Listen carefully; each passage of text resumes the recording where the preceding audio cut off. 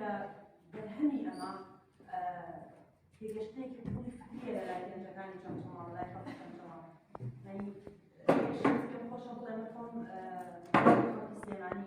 زۆر جار ڕۆژدارەی کۆبوونەوە مەسەلەن جۆرە چالاکیانە کەی من ئێستا بۆ خۆم بە قەناعەتی کولی پێم وایە کەوەی لەم قۆناغەدا بۆ من زۆر زەڕورە هۆشیاری فکرە بەرەوەی کە کۆمەڵگەی ئێمە کە گەشتە مەسەلەن دۆخە دژواری کە ئەمڕۆ تێکەوتووە ئەبێ بزانین ئەساسی کێشەکان بناغی کێشەکە لە کۆ دەستی پێکردووە کە ئەمڕۆ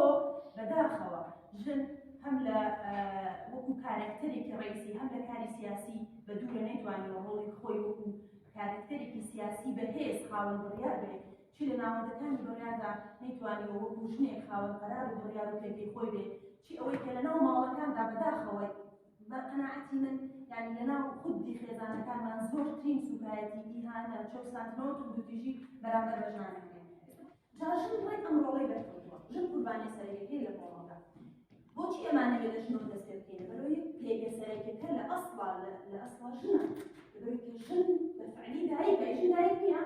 ئەی ژن پەروەردەکەر نییە ئەی ژن مامۆستا نییە بۆ نمونە ژن مەسەلەن یەکەم قوتابخانەی مرۆڤایەتی خێزان نییە مامۆستاکەش دایک نییە کەواتە لە دەرەنجامی هۆشیارێکی قوڵی فکری دایک ئەتوانی هۆشیارێکی قوڵی فکری دایک کە تاکەکانی کۆمەڵگا لە کاتێکا کە دایک هۆشیاری پێویستی نییە تەواو مەسەلەن تاکێک بەرهەمهێنەرەکەیش خاوەن هۆشیاری پێویستی نییە مەسەلەن بەسەر چاو حەزەکەی بکەم بەسەر چاو تێبینیەکان تا نەسوێت